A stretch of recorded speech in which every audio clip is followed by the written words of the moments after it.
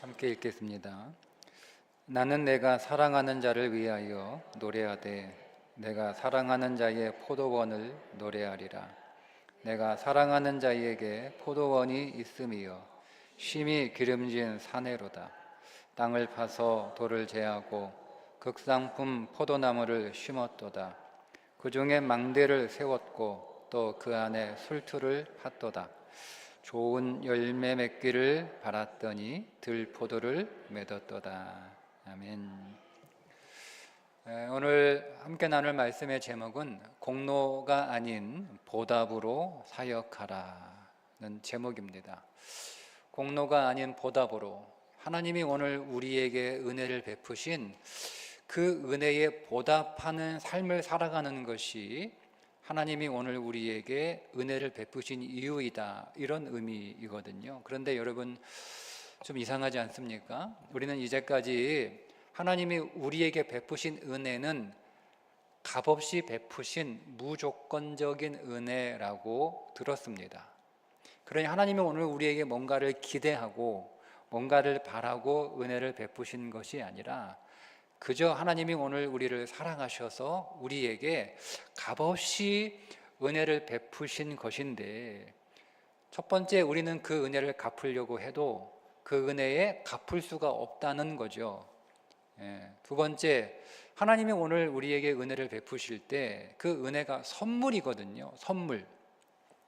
은혜라고 번역한 헬라어 카리스는 히브리 문헌에서, 헬라 문헌에서 선물로 사용되는 단어입니다. 그러니까 우리는 그거를 은혜로 이렇게 번역을 했는데, 원래 그 단어가 가지고 있는 일반적인 의미는 선물이에요. 선물. 여러분들이 누군가에게 선물을 줄 때 내가 이것을 그 사람에게 선물로 주면 이 선물을 받은 사람이 내가 준 선물에 대한 보답을 해야 된다, 그런 마음으로 여러분 선물을 주신 적 있습니까? 그건 선물이라고 보기 어렵죠. 누군가가 나에게 어떤 선물을 했다면, 그러니까 저에게 선물을 했어요. 생일 선물을 했는데, 생일 선물을 저한테 하면서 다음번 내 생일에도 선물을 받을, 내가 이번에 선물 주니까 다음에 내 생일에 당신도 내게 선물을 해야 된다, 그걸 기대하고 그걸 요구하면서 생일 선물을 주지는 않잖아요. 다음에 내 생일 때 그가 내 생일을 기억해서 선물을 주면 고맙지만, 내 생일날 내가 선물 줬는데 왜 나한테 선물 안 주지? 뭐 이렇게 생각을 하게 되면 그때 내가 그 사람에게 준 선물은 진짜 진심으로 그 사람의 생일을 축하해서 주는 선물이 아니라 어떤 의도와 목적을 가지고 한 선물이 되는 거잖아요. 그게 우리가 생각하고 있는 선물의 개념입니다.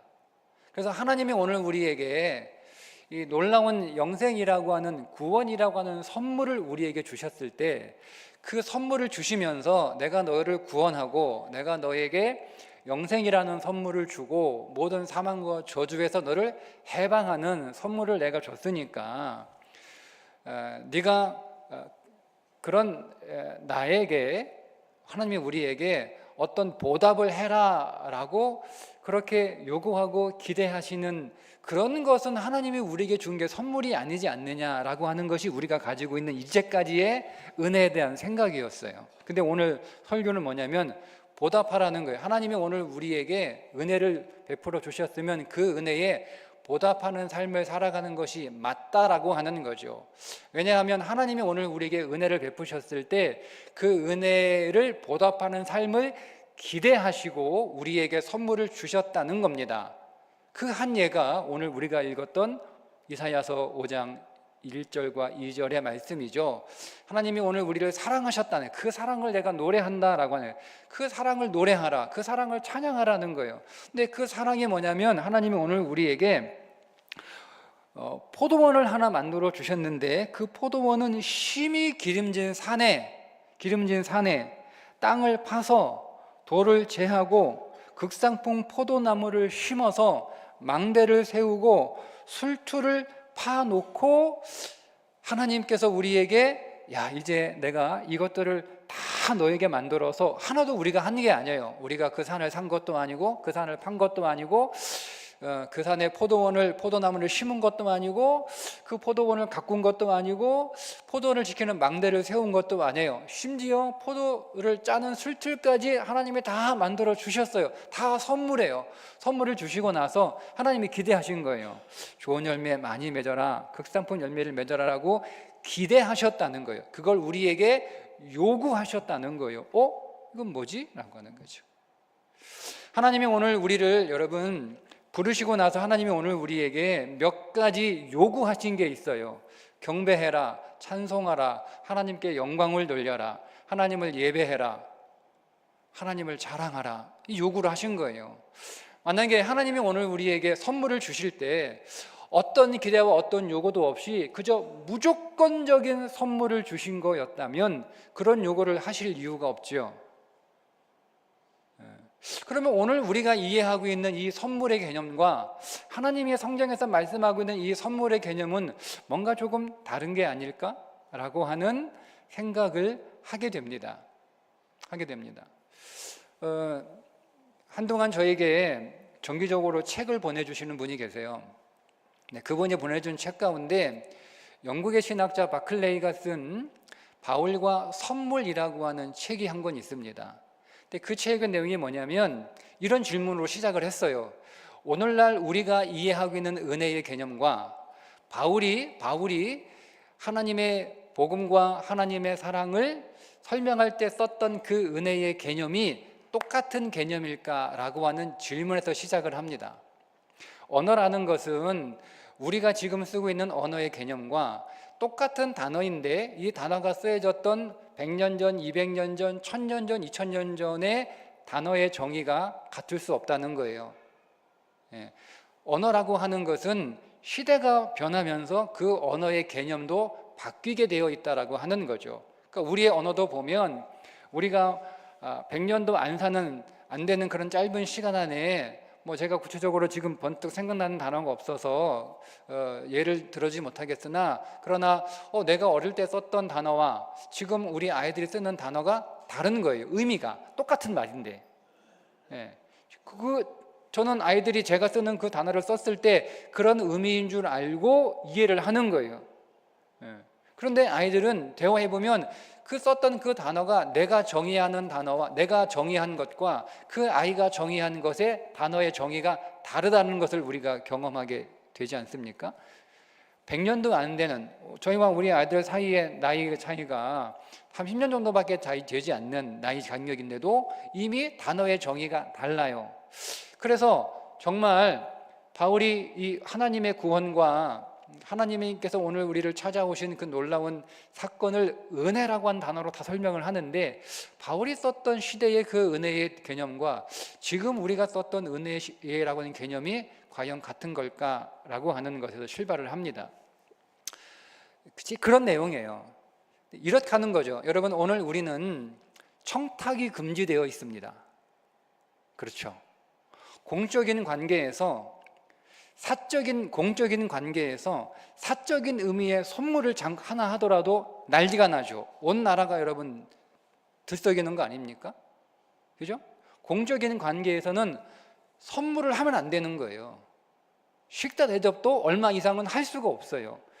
그죠? 그거를 선물이라고 생각하지 않죠.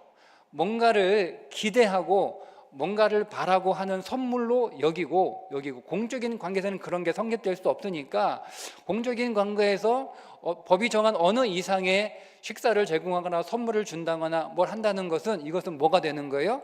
청탁이 되고 뇌물이 되는 거여서 이것을 법이 제한하고 있습니다. 그러니까 우리에게 있어서 선물이라고 하는 개념은 우리가 뭔가를 선물을 줬을 때 아무것도 기대하지 않는 거예요.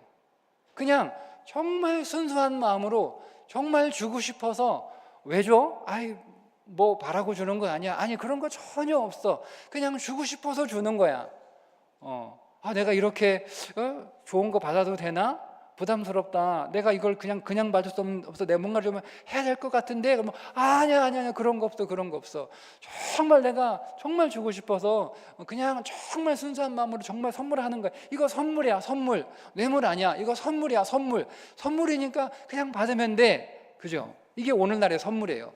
그런데 1세기에 바울이 은혜라고 하는 개념을 쓸 때 1세기에 선물이라고 하는 개념은 지금 오늘 우리 시대에 금지되었던 청탁 금지가 그때에는 자연스럽고 통용되었던 시대라는 거죠.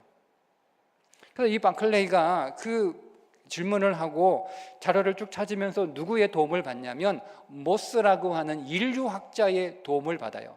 이 인류학자가 어떤 연구를 했냐면 선물이라고 하는 단어가 각 시대마다 어떻게 변화되었는가를 연구한 사람이에요. 원래 인류학자가 그런 거 하는 사람이에요. 그러니까 이 사람이 연구해서 보니까 1세기 때의 선물이라고 하는 단어와 지금 우리가 선물이라고 하는 단어의 개념이 다르다는 거죠. 지금 우리가 쓰고 있는 선물이라고 하는 이 단어의 개념은 18세기에 만들어진 단어라는 거예요.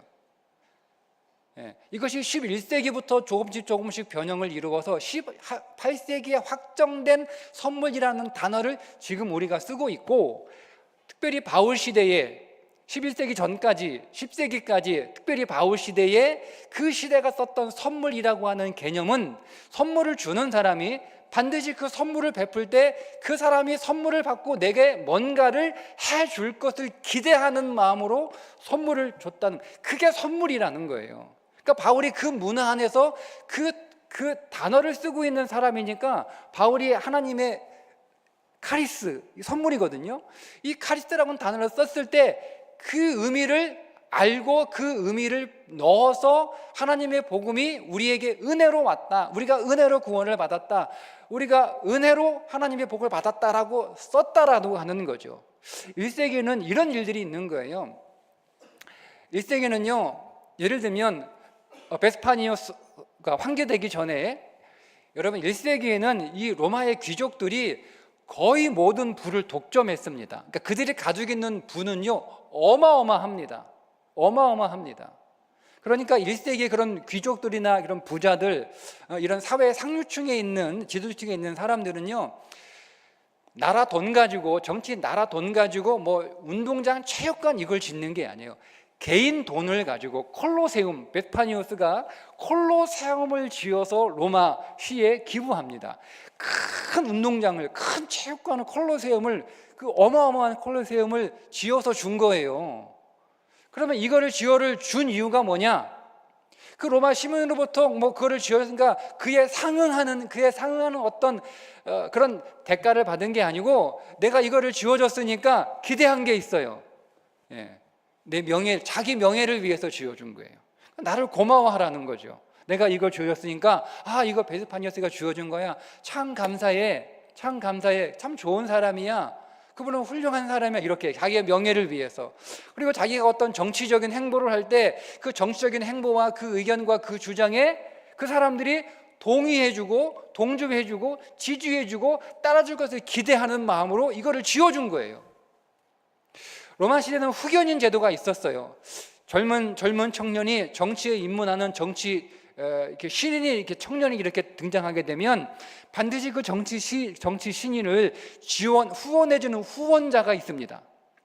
그러니까 이 정치 신인이 자기가 정치적인 기반도 없고 돈도 없고 인맥도 없고 아무것도 없는 거잖아요. 근데 정치에 발을 들여놓은 거예요. 그러면 이 사람이 정치에 발을 놓을 때 그 사람을 후원해주는 기존의 어떤 유력한 정치인이 내가 너의 후원자가 되어줄게, 이렇게 해서 이 사람을 전적으로 후원해요. 정치 자금도 지원해 주고요, 많은 것들을 후원해 준 거예요. 인맥도 만들어 주고요, 어떤 정치적인 어떤 기반이나 이런 것들도 기회를 주고 해주는 거예요. 그래서 이 사람이 그런 후원을 이렇게 받아가지고 이 사람이 정치 세계에 입문을 해서 쭉 이렇게 성장하는 거죠.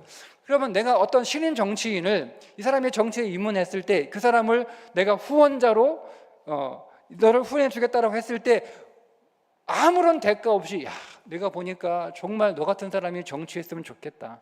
너 같은 사람이 정치해야 이 나라가 소망이 있고 이 나라가 잘 살겠다.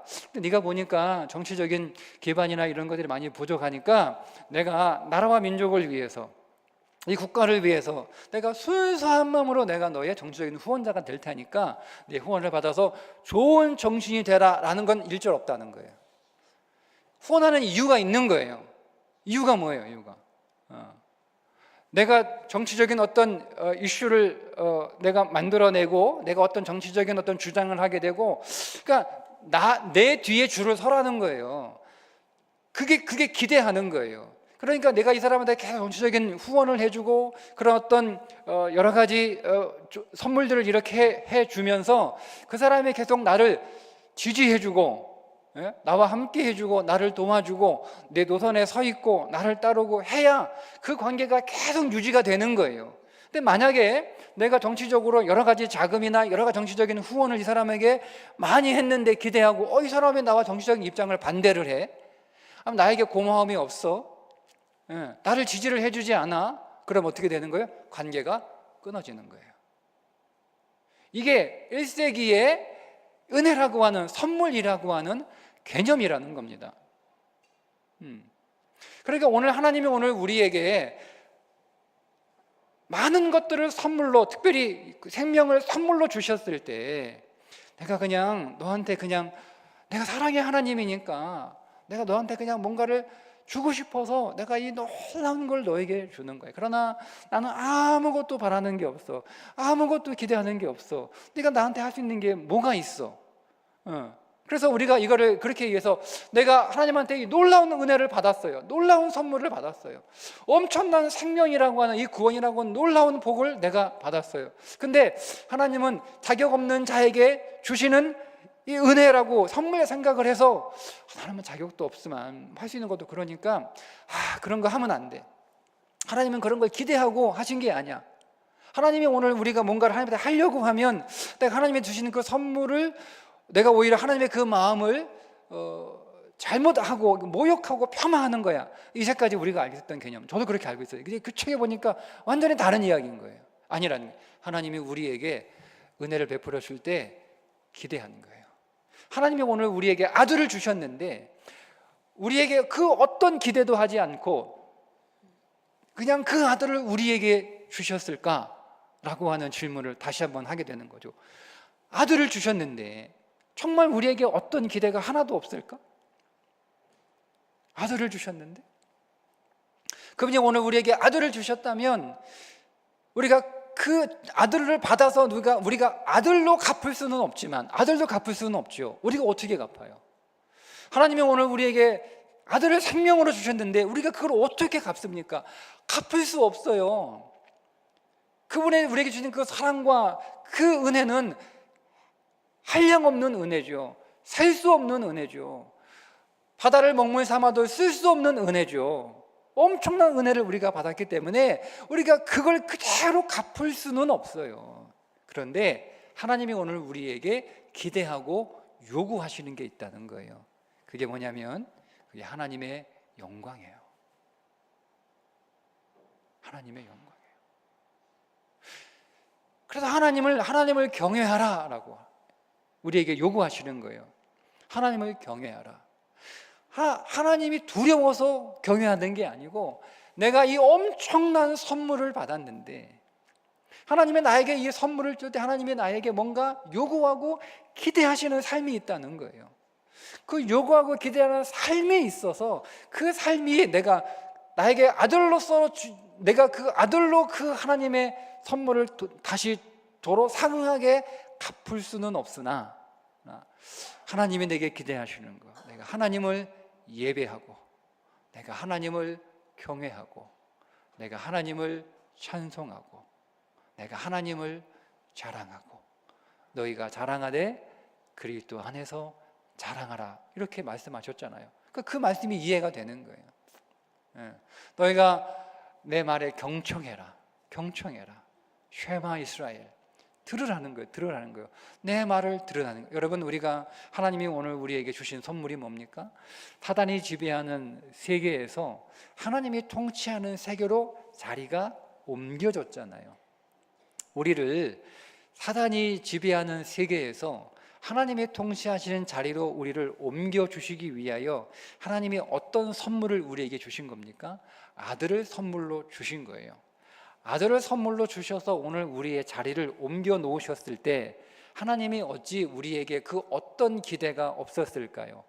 내가 너를 사단이 지배하는 세계에서 내가 통치하는 하나님의 나라로, 사단의 백성에서, 사단의 종에서 하나님의 백성으로, 사단의 자녀에서 하나님의 자녀로, 나의 자녀로 내가 너를 옮겨 놓았는데 그냥 내가 선물로 너에게 준 거야. 그러니까 내가 너한테 바라는 게 없어. 아무것도 안 해도 돼.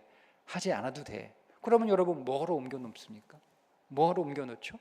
내가 사단의 종으로, 사단의 지배와 사단의 나라에서 살던 대로 그대로 여러분 살 거라면 하나님이 굳이 그 아들을 우리에게 선물로 주셔서 우리를 옮겨 놓을 이유가 하나도 없잖아요. 어차피 그렇게 똑같이 살 건데 왜 옮겨 놓습니까? 하나님이. 그렇지 않나요? 하나님이 오늘 우리의 삶의 자리를 옮겨 놓으셨다면 하나님이 뭔가를 기대하시는 거예요. 다르게 살 거를 기대하는 거예요. 그 기대를 다르게 살라고, 거기에서는 그렇게 살 수 없으니 하나님이 오늘 우리를 옮겨 놓으셨을 때 그 값을 치러야 되니까, 하나님이라서 마음대로 우리를 옮겨 놓을 수 없으니 그 값을, 죄의 삭은 사망이라고 하나님이 정해놓은 그 법을 하나님이 온전히 이루어 놓기 위하여 하나님이 그 값을 사망으로 치르신 거잖아요. 그 값을 치르고 오늘 우리를 사서 옮겨 놓으셨으면 그 하나님의 자녀로, 하나님의 백성으로, 하나님 나라의 시민으로, 하나님 나라의 청지에서 오늘 우리에게 기대하고 요구하는 삶이 있다는 거죠. 그게 아들을 똑같이 드릴 수 있는 능력은 우리 안에 없으니, 우리 안에 그런 자산은 없잖아요. 하나님이 요구하는 삶이 뭐냐면 하나님을 예배하는 거고, 하나님을 경외하는 거고, 하나님을 찬송하는 거고, 하나님을 자랑하는 거고, 하나님께 감사하는 거고, 그리고 하나님의 법에 순종하는 삶을 살아가는 거예요. 그 삶을 살아갈 때 후견인이 그가 후원하는 그 사람이 계속 자기에게 후원받은 대로 계속 뭔가 반응을 할 때 그 관계가 계속 유지되는 것처럼 하나님이 오늘 베푸신 그 은혜의 우가 뭔가 그게 상응하는 보답은 할 수 없지만, 상응하는 보답은 할 수, 그 상응하는 요구를 우리에게 하시는 게 아니에요. 우리가 할 수 있는 최소한의 하나님이 오늘 우리 기대하시는 거, 예배하고 하나님 찬양하고 하나님 기뻐하고 하나님 감사하고 하나님의 이름을 자랑하고 함께 영광을 돌리고 하나님 말씀에 순종하는 삶을 살아가는 그 삶을 우리가 계속 하나님 앞에 그렇게 감사로 드릴 때 그 관계가 유지되는 것 아닐까라고 하는 질문을 던집니다. 오늘 그 말씀인 거죠.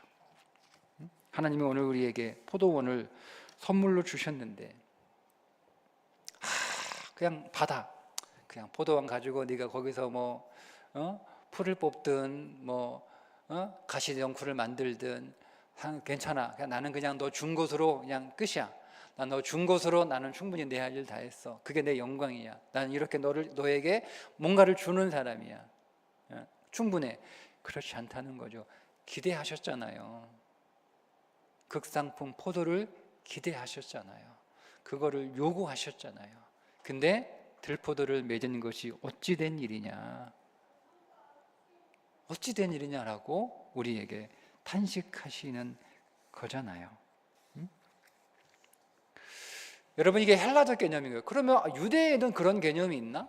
근데 여러분, 바울은 헬라파 유대인이잖아요. 그건 헬라 사람, 그런 바울이 얘기한 그 은혜라는 개념은 헬라 시대의 로마의 개념이고, 성경에는 그런 개념이 없어 라고 여러분 얘기하실지 모르지만 바울은 유대인입니다. 헬라인이면서 유대인이에요. 헬라파 유대인이잖아요. 여러분, 구약에 보면 이런 구절이 있어요. 신명기 14장 29절에 보면 너희 분깃 중에 기업이 없는 레위인과 네 성중에 거류하는 객과 및 고아와 과부들이 와서 먹고 배부르게 하라. 자, 고아와 과부들, 레위인들, 거류하는 자들에게 우리가 뭔가를 제공해줘요, 선물로. 근데 여러분, 이 사람들은 그거를 받아서 나에게 다시 고맙다고 뭔가를 다시 보상해 줄 수 없는 사람들이에요. 레위인들은 직업이 없더니 무슨 보상을 해주겠어요? 그 사람들은 받는 것밖에 없어요.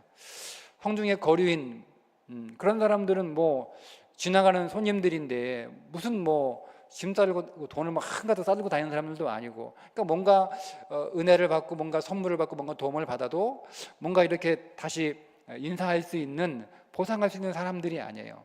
고아와 가분들은 더더욱 절대 빈곤자들이니 그들은 도움을 받아도 고맙다는 마음만 가질 뿐 아무것도 줄 수가 없어요. 봐라, 이 구약에 있는 개념 아니냐. 아무것도 바라지 말고 아무것도 기대하지 말고 뭔가를 줄 수 없는 사람들에게 자선을 베풀고 그들을 도와주라고 말씀하지 않냐, 이렇게 생각하세요. 근데 그 뒤에 있는 말씀을 보시면 이렇게 나와요. 그리하면 누가 갚아준다고 나와요. 그리하면 누가? 네 하나님 여호와께서 네 손으로 하는 범사에 네게 복을 주리라. 하나님이 갚아주신대요. 헬라하고는 조금 개념은 그렇지만 공통점이 있어요. 보상해 준다는 거예요. 헬라는 헬라 문화에서, 로마에서 은혜라고 선보이는 개념은 그거를 받은 사람이 나를 후원해 준 사람을 찬송하고 기념하고 기념비도 세워주고 흉상도 세워주고 그 다음에 그 사람이 어떤 정치적인 행보를 하면 거기에 함께 합류해주고 지원해주고 뭔가를 주장하면 거기에 동의해주고 따라주는 거, 그게 보답하는 거예요. 예. 콜로세움을 지어줬다고? 여러분, 그걸 똑같이 그렇게 보상할 수 없어요. 예. 로마 장군이 군대 전쟁에서 승리하고 들어와서 큰 잔치를 배설해줘요. 전쟁 승리 잔치, 승리를 축하하고 하기 위한, 그리고 군인들을 또 노고를 취하기 위한, 그게 여러분 정부 돈으로 하는 게 아니에요. 왕이 자기 사유 재산으로 온 백성들과 군인들의 잔치를 베풀어줘요. 자기 돈으로. 예. 그만큼 돈이 많아요. 근데 그걸 다 해주는 거예요. 해주는 이유가 있어요. 괜히 해주겠어요? 이유가 있는 거예요. 뭔가 기대하는 거예요. 나를 칭송해 달라는 거죠. 내 명예를 칭송해 달라는 거예요. 나에게 훌륭하다고 얘기해 달라는 거예요. 그러니까 우리의 성경 용어로 하나님께 영광을 내게 돌려달라는 거예요. 나를 찬송하라는 거예요. 나를 기념하라는 거예요. 흉상을 세우든 기념비를 세우라는 거예요. 그 내가 어떤 정치적인 주장을 할 때 거기에 나를 따라달라는 거예요. 그 요구를 하는 거예요. 근데 이 개념이 내용은 좀 다르지만 구약에서는 이거를 고아나 과부가 갚을 수는 없어요. 근데 누가 갚아준다고요? 하나님이 갚아주신다고요. 그러니까 보상과 보답은 동일한 거예요. 이걸 너무 잘 알고 있는 바울이 하나님이 우리에게 베푸신 구원을 그래서 은혜라고 하는 단어로 설명하는 거예요. 그러니까 우리가 이 단어를 오늘 우리의 개념으로 읽으면 완전히 잘못 읽고 있다라고 하는 거죠. 제가 그래서 좀 많이 반성했어요. 공부를 더 해야 되는데 잘못해가지고 내가 교인들 잘못 설교했구나. 오늘 정정하는 설교합니다. 여러분, 하나님이 여러분에게 베푸신 은혜에 보답하셔야 됩니다. 여러분, 우리가 드리는 이 예배는요, 하나님께 우리가 그 받은 놀라운 선물에 보답하는 최소한의 것이에요. 우리가 할 수 있는, 내가 이 예배를 드림으로 하나님이 내게 베푸신 그 은혜에 내가 보답하는 거예요. 근데 하나님이 그것을 충분하신 거죠. 우리는 내가 할 수 있는 최소한의 것이지만 우리가 더 할 수 있는 게 없잖아요. 내가 그분에게 영광을 돌리는 것, 하나님이 하셨습니다. 하나님 감사합니다. 하나님 찬양합니다. 하나님 박수합니다. 하는 것이 우리가 할 수 있는 하나님께 보답하는 최소한의 것이고, 근데 하나님은 그것을 기뻐하시고 그것을 원하시고 그것을 요구하신다는 거예요. 어려운 게 아니잖아요. 대단한 게 아니잖아요. 하나님이 오늘 아들을 우리에게 내어주심으로 교회를 그리스도의 몸으로 세워주셨어요. 그러니 오늘 우리가 할 수 있는 게 뭐예요? 이 온전한 그리스도의 몸을 이루기 위하여 내가 할 수 있는 사역을 보답으로 하는 거예요. 보답으로 하는 거예요. 그러니까 내가 교회에서 하는 그 모든 사역들은 그래서 공로가 될 수 없는 거예요. 공로가 될 수 없는 거예요.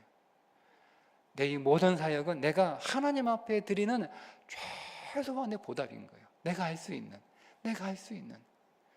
우리가 더 할 수 있으면 좋겠죠.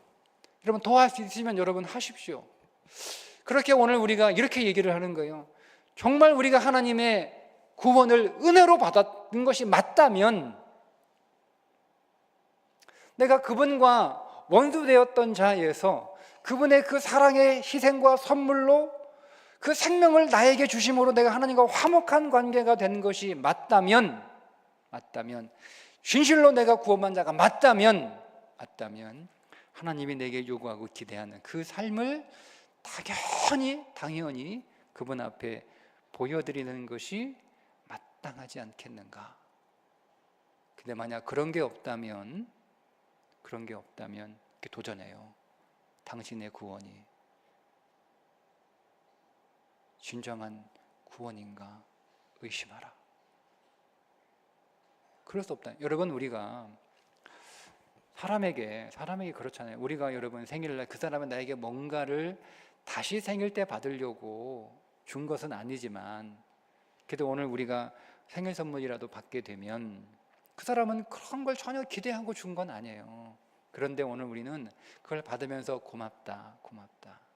뭔가 여러분 내가 할 수 있는 범위 안에서 인사를 하고 싶은 것이 우리의 아주 자연스러운 마음 아닙니까? 만약에 여러분 누군가가 여러분이 준 생일 선물을 받아놓고 그걸 아주 당연하게 받는 거예요. 당연하게 받는 거예요. 마치 그래, 선물 줘야지 이렇게 받는 거예요. 그러면 여러분 마음이 어떠세요? 내가 뭔가를 기대하고 준 것도 아니에요. 바라고 준 것도 아니에요. 그냥 정말 주고 싶어 준 거예요. 근데 이 사람이 적어도 나한테 너무 고마워요, 감사해요, 이거 내가 갖고 싶었던 거였는데 어떻게 알고 이렇게 날 생각해서 기억해서 이걸 주셨어요. 그런 말 한마디로 여러분 우리가 들어야 기분이 좋지 않나요? 근데 이거를 당연히 갖고 와야지 뭐 이렇게 여러분 한번 여러분들이 그렇게 반응했다고 생각해 보세요. 그러면 여러분 뭐런 마음이 없대요. 우리가 그 작은 선물을 주고받을 때도 고마운 마음이 생겨요. 고마운 인사를 하잖아요. 그렇지 않나요? 그게 여러분 당연한 거 아닙니까? 근데 하나님은 우리가 갚을 수 없는 그에 상응한 보상은 할 수 없는, 우리는 못합니다. 그 엄청난 선물을 우리가 정말 받았다면, 그것이 정말 선물이라고 오늘 우리가 믿는다면 어떻게 하나님 앞에 하나님 정말 감사해요 이 한마디 할 수 있는 거잖아요.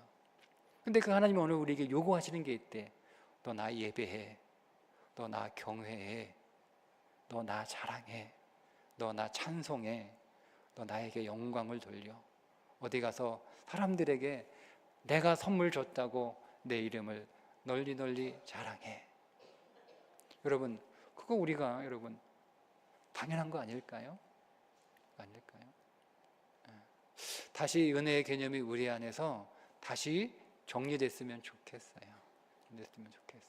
하나님이 오늘 나에게 놀라운 것을 선물로 주셨을 때 하나님은 내 삶에서 극상품 포도가 나오기를 기대하고 계시는구나. 그냥 주시는 게 아니라, 그래서 값싼 은혜가 아니에요. 거둬주셨지만 값싼 은혜가 아니에요. 그걸 우리가 값싸게 만들어 버리는 거죠. 하나님은 아무것도 기대 않고 주신 거니까 뭐 할 필요 없어, 뭐 안 해도 돼. 아니에요. 여러분, 하셔야 됩니다. 그 은혜 보답하셔야 됩니다. 오늘 저와 여러분이 더 그 은혜 앞으로 더 가까이 나아갈 수 있기를 주님의 이름으로 축복합니다. 기도하겠습니다.